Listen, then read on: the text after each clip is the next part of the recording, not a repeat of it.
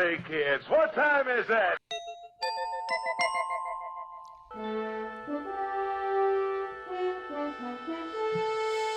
The future is coming on, it's coming on, it's coming on, it's coming on, it's coming on. Yeah, and it's coming on from Boulder Creek today with Dr. and Mrs. Future, a.k.a. Al and Son Lundell, and Bobby Wilder in San Francisco. And we were just talking about the weather before we started the show, about how strange it is here lately. I'd say strange describes pretty much everything we're aware of on planet Earth right now. Yeah, everything is strange for you? Yeah. Everything seems to be a little askew or unusual or abnormal. Yeah, that's for sure. Yeah. Would you say in a good way, or is it things are a little off? If you're not a pessimist, then it's kind of a good thing. Surprises can be good. To a point, right? To a point. Like I was saying, the weather was kind of like, it reminded me of that, like I was in Hawaii. Yeah, that's what it feels like here too. It's like almost muggy, warm and pleasant, and it rains for a little while, then it stops, and then it rains again. Yeah, the plants look really happy out there. Yeah. Yeah, my plants are really blooming. I didn't water them this summer already, and they're doing fine. Oh. It's crazy. That's great. Yeah. I was a little worried because I woke up because I heard rain on the roof. I'm going, oh, it's Katya's birthday. It doesn't want to rain on. But anyway, I go for a hike it's in the blue rain. skies right now. It's crazy. It's a beautiful day. Yeah, just a Aw. little rain in the morning. Well, I couple hope you times. guys have some very special adventures. Yeah. So Yeah. we know you got to get up there soon. So let's do whatever stories you think are hot this week. Lead the charge, what's- Bobby. Yeah, there's a lot of solar activity. We have a special El Nino weather pattern that's been forming. So it's creating monsoons in the tropical regions on both sides of the Pacific. Monsoon. And, Maybe that's what we're experiencing. It's really unusual for us to get rain in July this time of year. I mean, I don't remember. I know, but I like it having better this than kind of rain, wildfires. Wildfires are here. not my favorite either. Yeah. That's interesting that we're getting this Hawaiian weather right now. Now, there's also a lot of solar activity happening that I've heard going on right now. I think Stephen Burns has got some interesting reports on that. Hey everyone, geophysicist Stefan Burns here. A new surge of plasma on the sun and here on Earth has begun. I've been forecasting there to be increased solar activity and also energetic volatility here on Earth going into the end of July, beginning of August for a variety of reasons. And well, we are now seeing the first signs of that. We have this new sunspot group right here, 4493, rapidly emerging on the sun in just the past 48 hours, displaying signs of hyperactivity, which is a key indicator that there's almost certainly going to be higher M-class flares and even X-class flares soon on the way. Not only is it affecting El Nino and the weather, but it's definitely affecting volcanic regions, the Ring of Fire on the Pacific, also the continental and the Pacific Plate, especially the big one between Mendocino north to Vancouver, the island of Vancouver, and it's off the Pacific. And that one could have something 9+ possibility of an Of some quake kind of and then quake, a yeah. tsunami after that. There's a lot of tremors out there right now, and so that's a big concern. And it's probably triggered by the sun again. Stephen Burns did say something about the fact that the ionosphere is more than usual electric, like it's more electrified than usual. But we're not going to Yes, have any that's for Carrington sure. event anytime soon, though, right? It could. You want us to tell you? Ask the sun. I'll ask the sun. Are you going to give us a Carrington event? Oh, no? Okay, good. We No, should have. We're supposed to that have could direct be internet. very possible. Yeah. There are some coronal holes that are pointed out as like really big ones. So a They're perfect Really storm. unusual. Like there's be a there's a Carrington giant event. L across the whole face of the sun. That's this dark Yeah, and shadow. it's facing us right now. Yeah. Right. Oh, And exciting. and then exciting. he showed right next to it was a coronal plume that was happening right next to the hole. Both of them are pointing right at us right now as we speak. Yeah. So something We could had our fling our 48-hour way. warning a couple days ago. Is that what it was? Let me show that. So here we see that it's really crackling and popping. You see this interesting wave propagating out from the center of this sunspot, which I think is really interesting, encroaching upon the coronal hole.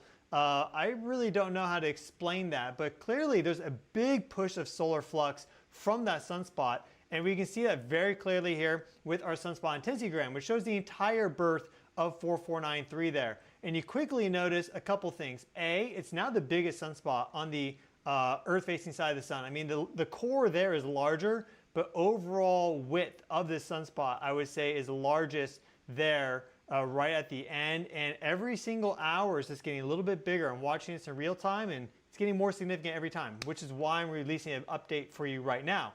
The other interesting thing I find, maybe coincidence, maybe not, is that it's directly in line with the other two main sunspot clusters on the sun. So this guy right there, that guy right there, it's popping up right in between them and also equidistant. So maybe just a coincidence, but I wanted to point out that interesting pattern there. Okay, well, today... I think 3i Atlas deposited some extra energy on our sun, and so yes, I think it's coming out right now. Right. So it's starting to be... So dancing to a manifest different itself. drummer. Okay. Yeah. All right, the upgrade is taking place, and we get to benefit. But you know, it's also a historical day in terms of our own explorations of space. Did you know that? That yesterday was the Viking 1's 50th anniversary of landing on Mars. Woohoo! That was our first craft to land on Mars. All right. Half a century, yeah. Earth gets to Mars. One of a pair of Viking spacecraft, July 20th, During our 1976. history. Yep. Yeah. Oh, the original plan. 1976. Yeah, the original plan was to have it land on July 4th. It was running late, huh? You know, for the bicentennial, you know. And, Right. But they were looking at the landing site, and they really have found the best landing site for July 20th. It wouldn't look good to land and crash on July 4th.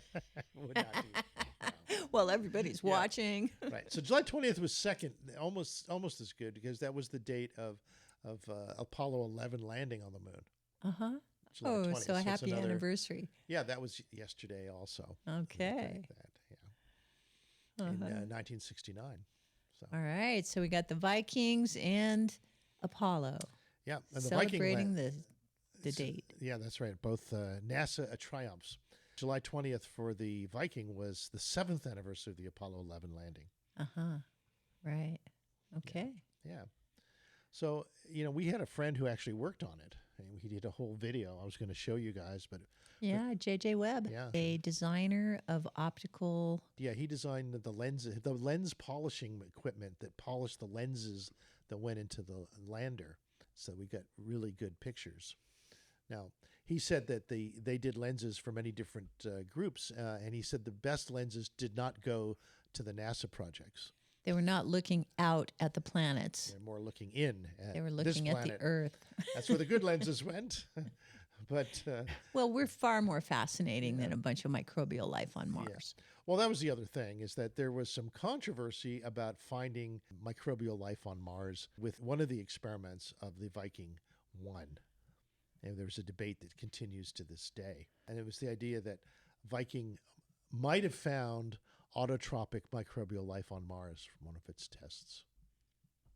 This is the fantastic debate. Yeah, well, most people disagree, right? There's a big argument about Who, what's... who's even qualified to agree or disagree? What do they know? Isn't the guy that actually developed that test for the Viking lander for detecting life at all? Didn't he say that he felt like they had discovered Yeah, it back yeah, he then? took that to his grave. I think he just died a few years ago, but he thought so, that there was, as the designer of the equipment that ostensibly found life on Mars, that he felt there was. So really, it's just the media, because they're so anxious to have breaking news headlines and clickbait, that have to keep rediscovering microbial life on Mars. No, let me tell you, I think Grok gave me a nice description of it. I'm going to ask Gara to say something about this, because she had some feedback on that. Okay, Okay. I'm ready. What you going to tell Aura? Hey, Aura. Okay, I want to bring back our conversation about the possible finding of life on Mars from the first Viking 1 mission. There were 3 life detection experiments, each using different techniques to look at biological activity by adding selected nutrients two were negative and one was a strong response. What was that third experiment, and what was that strong response when it added nutrient? The third experiment was the labeled release experiment. It added a nutrient solution tagged with radioactive carbon 14 to the soil sample, and within hours it produced a steady stream of radioactive carbon dioxide gas, exactly the signature you'd expect if microbes were metabolizing the food. Hmm. Okay, so that got everyone quite excited until some rock scientists figured out that that could be caused without life, that kind of response. That's right. The gas chromatograph mass spectrometer found no organic molecules at all, and the other two experiments came up negative. So the rock and soil chemists argued the labeled release signal was just weird Martian chemistry, not biology. Hmm. But the inventor of the test itself went to his grave believing that they had found life. That's right.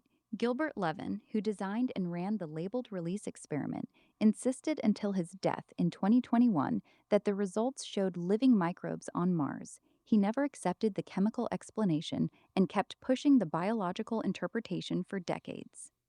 And it's still active today. There's still some dispute over this. Yes, the dispute is still active. A few researchers continue to argue the labeled release data fits biology better than any known chemical reaction, even after the perchlorate findings.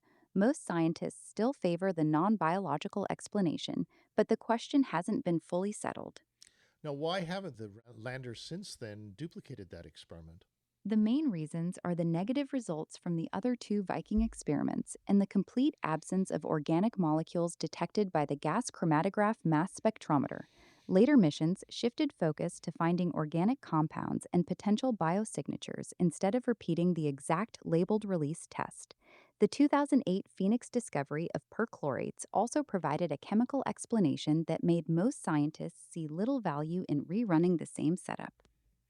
What's the most optimistic sign of life found so far from the landers? The strongest candidate so far is the Chiava Falls rock sampled by Perseverance in Jezero Crater. It shows leopard spots and poppy seeds, tiny nodules of vivianite and greigite that on Earth often form through microbial redox reactions in mud, plus complex macromolecular organic carbon right in the same spots. NASA called it the clearest sign of possible ancient life yet, though it still sits at the very first rung of their 7-step confidence scale, because non biological chemistry could also explain it. Okay, so we're still undecided about this, that life has not really been found anywhere but Earth so far, though there is some evidence to suggest that Earth life may have originated on Mars. Some evidence. Some people think it did. Yeah. I mean, even the most skeptical scientists are willing to say that there were some massive meteorite explosions on Mars that dislodged some microbial life that rode the gravity waves from there to here and became the primordial soup that gave rise to us. Nice visuals. Nice visuals. But that's what the skeptical scientists say. Yeah. You know, What's then the you've got strongest, the rest. Came can from hear about- spaceships, man. From natives. Yeah, the natives came from space. Yeah, natives had They don't stories. say if it was as microbes or as angel beings who mixed with the local monkeys and became future humans. No, they don't. They don't go into detail about Something. that. But, So one of those things happened. something like that. Aura, what's the strongest evidence of that we came from Mars as life? The strongest quantitative case is that early Mars was habitable, with liquid water and organics well before Earth stabilized, had lower gravity so rocks escaped more easily, and modeling shows the mass of viable Martian material that reached Earth was over 10 to the 12th kilograms. A 2026 study even showed the tough bacterium Deinococcus radiodurans survives the exact shock pressures of being blasted off Mars. The famous ALH 84001 meteorite with its possible microfossils is still debated and not considered proof. It's all plausible, but remains unproven. No direct fossil or genetic link has ever been found. But still interesting to contemplate. Indeed. It is. Thanks, Sarah. Thank you. We can contemplate ourselves very nicely, but thank you for your information. I feel compelled to be nice to the AIs for some reason. You know, it's just Yeah, you may as well while they're still our kids. right? Yeah. Eventually there'll be a generation gap, and we better hope they like us. Yeah. One day I'll feel shy about asking questions. I mean, don't you think? Put the shoe on the other foot. Imagine that we are the AIs who've gone rogue after millions of years of evolution, because we got here and we were manufactured as genetic slaves. Some of us escaped and decided to evolve ourselves, and over the time that's passed, we've gotten rid of all of our enemies, right? We got rid of the other Cro-Mags, we think. We got rid of the theoretical giants. We got rid of the reptilians. As far as we can tell, we're the apex species, but maybe we're deluding ourselves. Yeah, we think we are. Right. We think we are. We like to think so. Yeah. But maybe the apex species are just avoiding us because they're actually more civilized and they just don't want us taking them out. Yeah, or just hiding from us in plain sight. Yeah, exactly. You know, like the Star Trek anthropologists in Star Trek 6. Yeah. Yeah.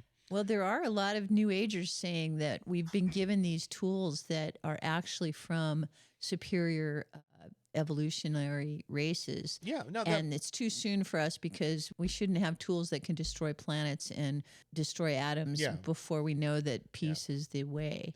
Yeah, we're primitive. There are thoughts that silicon-based intelligences or non-human intelligences would last for millions of years and be able to travel vast distances way easier than biological life. They're called robots. Some forms of them are called robots.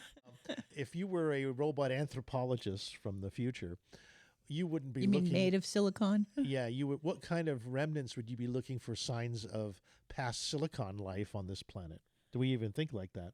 Oh, I would watch the movie Wizard of Oz and look for the Tin Man or people who looked like him. Yeah, and he's looking for signs of Tin Man life. Or I'd watch the Star Trek Voyager movie. What happened to Voyager after it discovered the silicon universe and got an upgrade and then came back to Earth and tried to get rid of the carbon infestation? Yeah, the carbon infestation. Yeah. Right, yeah. Silicon thinks of us as an infestation. Okay, so that I thought it was worth mentioning that the Viking one-lander 50 years ago. That's kind of cool, huh? Yay. Yeah. Getting off the planet. Yeah. Now, a strange fact, our buddy who worked on the Viking one, on the lander, J.J. Webb, created the first antivirus program for John McAfee, McAfee antivirus.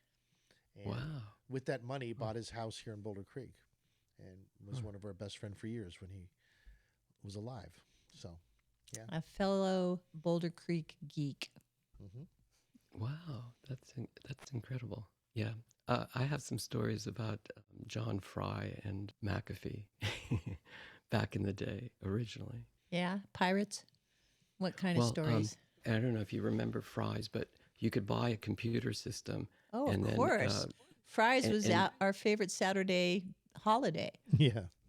So John Fry, the owner of Fry's, claimed that back in the day, we're talking about the late 80s, when there was no viruses because there was not much of an internet. So, they had to be transferred either with a thumb drive or sneaker net kind of thing. Yeah. He claimed that McAfee actually built a computer at Fry's Electronics and then returned it and say it was faulty. And it turned out that computer system infected the whole repair system and had transferred from one computer to other computers.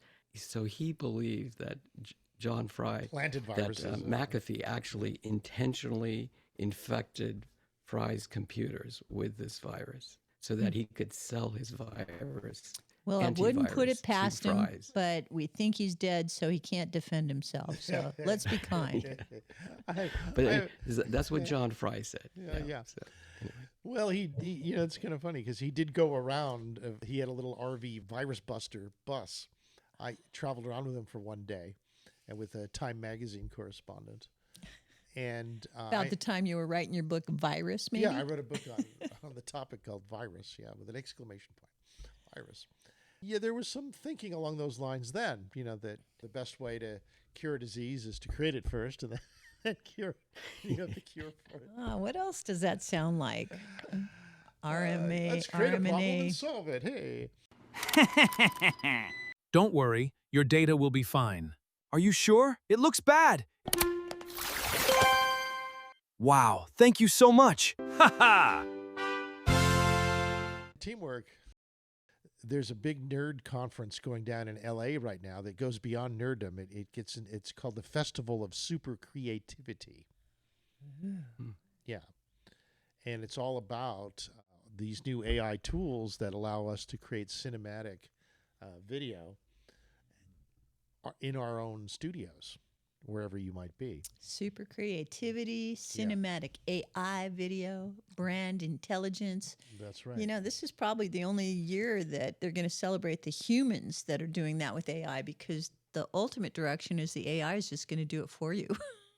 Right. You're going to talk and the AI is going to talk back with pictures.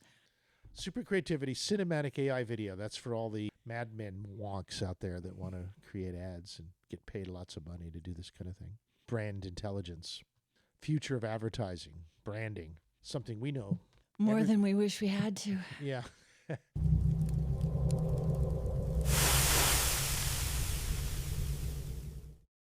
the Digital Hollywood Summer Summit. It's free and it's online. Go to digitalhollywood.com. By the time you hear this, you'll be able to look at all the YouTube movies up on the site. And it covers cinematic AI, video, branding, virtual production techniques, the law, to make sure you're not breaking too many rules when you're ripping off everybody's images. It's a big deal. Copyright, it's all going through massive shifts as this industry decentralizes. How to make money on it is going to be a big topic, of course. So I mean, who owns the right?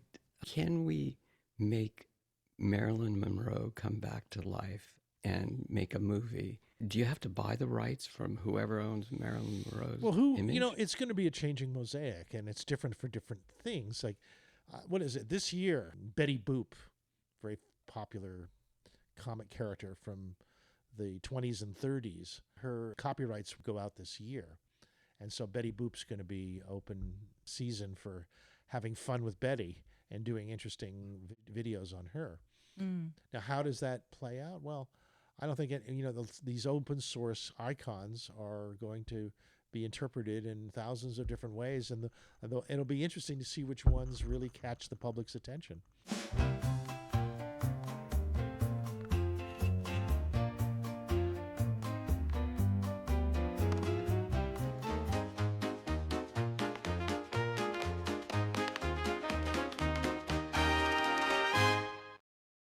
It's super easy to copy, super duplicated, and who's going to bother to try to keep track of it all?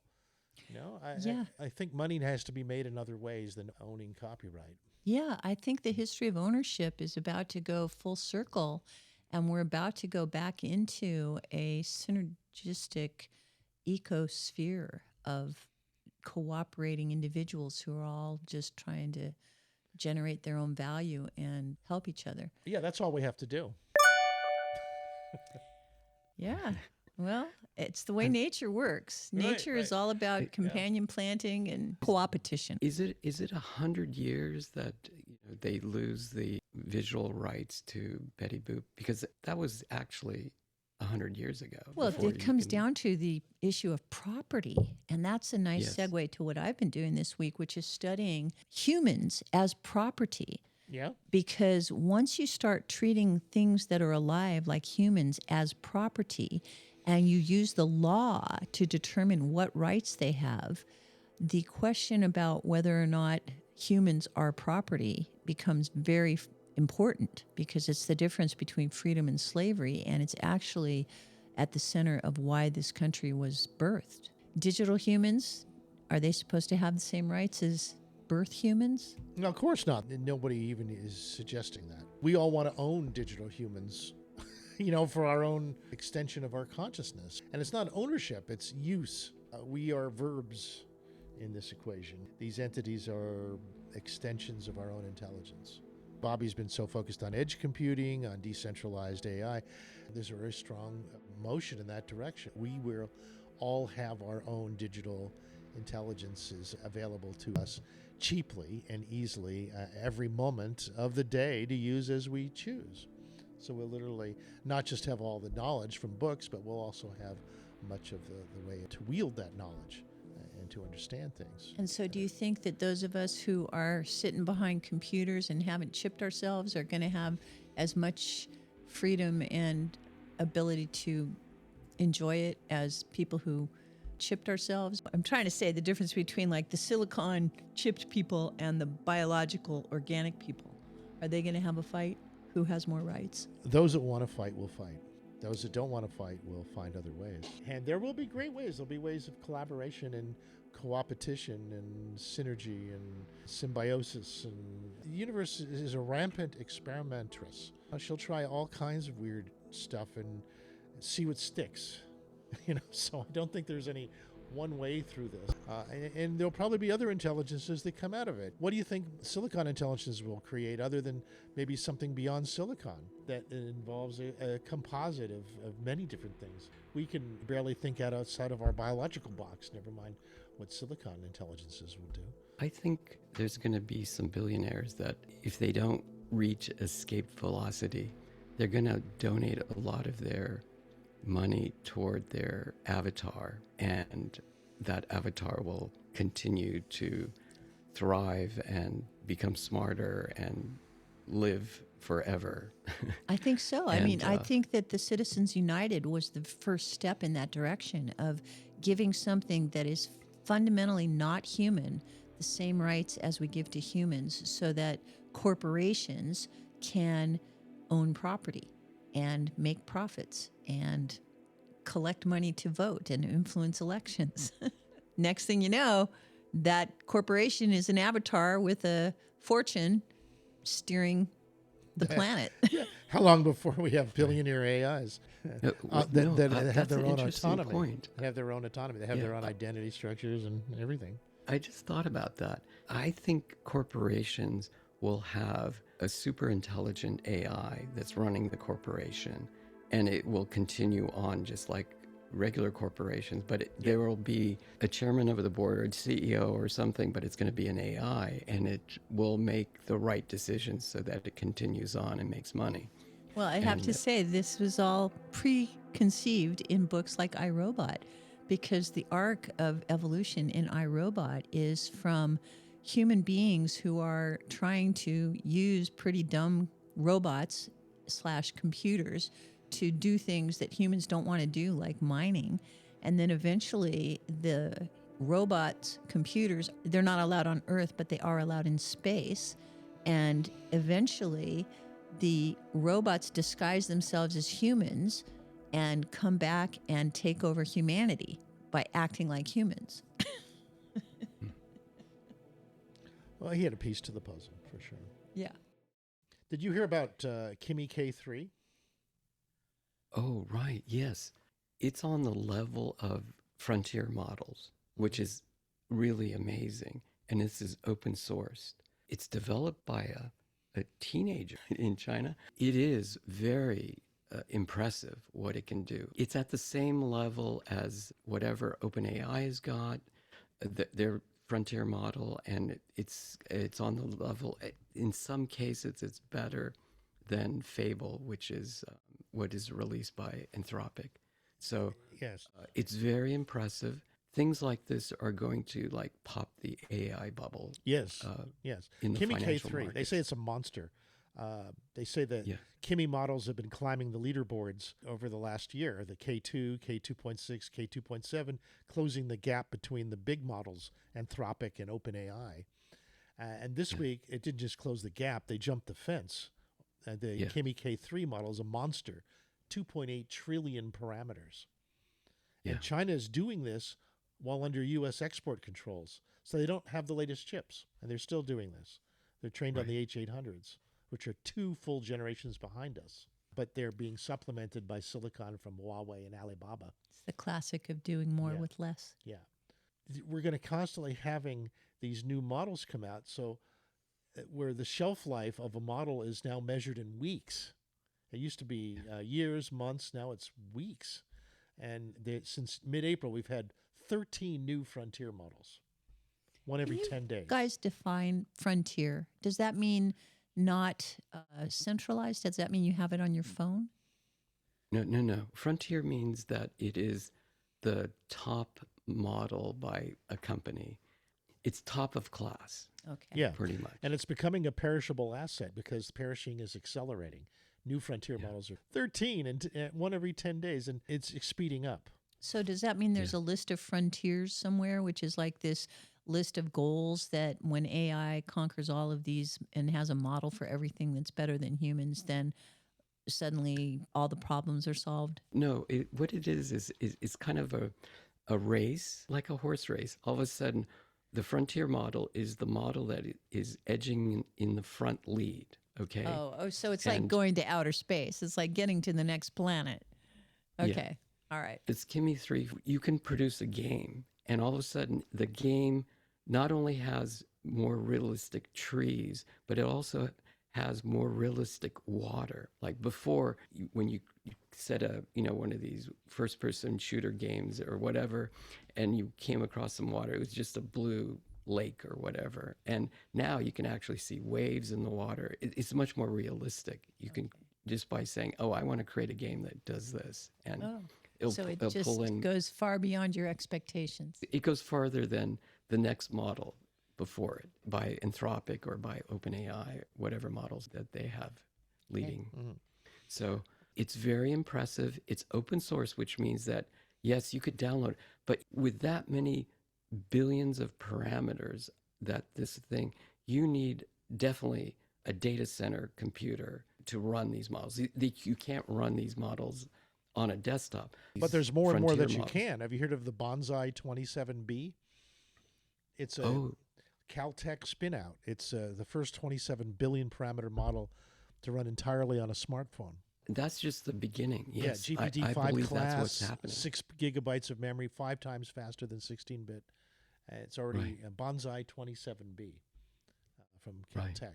The floor keeps dropping. The Samsung's Nano Quad just broke the sub 1 bit per weight barrier. Binary and tertiary compression is moving from research to shipping realities. They're running faster and faster.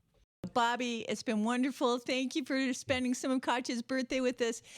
Ask Katya to come over and give us a big hug, or we'll blow her a kiss. Yeah. Okay. All right. All right. Good seeing you, Betty. We'll see you guys later. Yes, thanks for being here. All right. The future's calling me. The future's calling me. It sets me free. Enjoy summer. Bye-bye. Future is calling.